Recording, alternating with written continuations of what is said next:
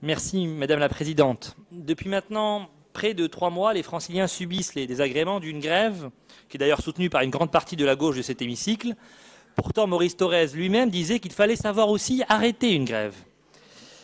Des millions d'usagers dépendent intégralement des transports en commun pour aller travailler ou pour passer leurs examens.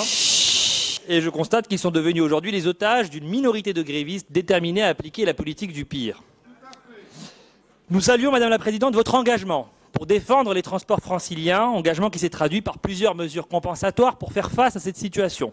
Je pense notamment à la mise en place de la gratuité totale du covoiturage durant les jours de grève, ce qui a entraîné un doublement du nombre de trajets covoiturés. Voici pour les chiffres. Cela vient s'ajouter au travail qui est effectué à votre demande par notre vice-président Stéphane Baudet sur l'offre de bus qui a été renforcée sur plus de 150 lignes, ainsi qu'un réseau de transport à la demande particulièrement précieux en zone rurale qui a été mis en place l'année dernière. Plus récemment, Madame la Présidente, vous avez obtenu de la SNCF le remboursement de 50% du montant du pass Navigo pour les usagers abonnés SNCF et du pass imaginaire pour les étudiants pour les mois d'avril et de mai. Pour les usagers salariés, cela revient à 2 mois de gratuité totale, ce qui est normal au regard des désagréments qu'ils ont connus.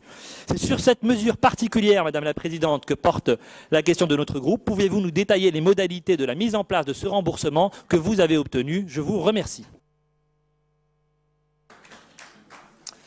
Merci, Monsieur le Président. Alors oui, le droit de grève est un droit constitutionnel, mais cette grève a des conséquences terribles au quotidien pour tous les voyageurs de l'Île-de-France. Des voyageurs qui sont à bout. Nous le constatons tous autour de nous. C'est ce que m'ont redit les associations d'usagers que j'ai rencontrées le 17 mai dernier. Là encore, cette grève aggrave les fractures, parce que selon que vous êtes sur le réseau RATP avec des transports ou sur le réseau SNCF, vous n'avez plus les mêmes chances dans l'emploi. Et évidemment, c'est compliqué d'expliquer à votre employeur que tous les jours, toutes les semaines, eh bien, vous avez du retard et que ça n'est pas de votre faute. Alors, parce que l'Île-de-France a été plus touchée que le reste de la France, il était légitime de se battre pour que les voyageurs ne subissent pas une double peine. C'est tout le sens des négociations, on va dire viriles, que j'ai eues avec Guillaume Pépi, président du directoire de la SNCF, et Alain Krakowicz, directeur général de SNCF Transilien. Des négociations qui ont abouti au remboursement de 50% du pass Navigo pour tous les abonnés SNCF, pour le mois d'avril, mais aussi pour le mois de mai.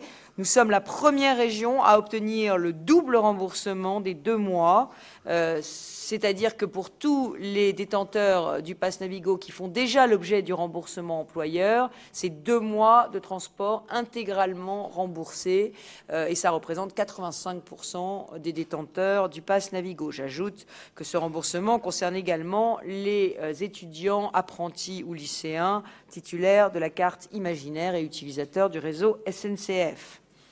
Mais je ne compte pas m'arrêter là, Monsieur le Président, car je n'oublie pas les lignes qui ont été particulièrement sinistrées, sans aucune alternative de transport ferré, telle que celle du Sud Seine-et-Marne, la ligne R, la ligne P notamment.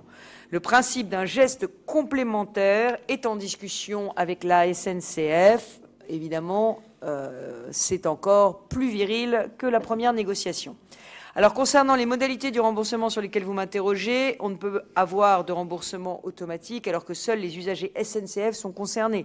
Il faudra donc passer par le site mondédommagement.com qui avait déjà servi pour le remboursement l'année dernière des usagers du RER A et du RER B. C'est un dispositif simple et efficace.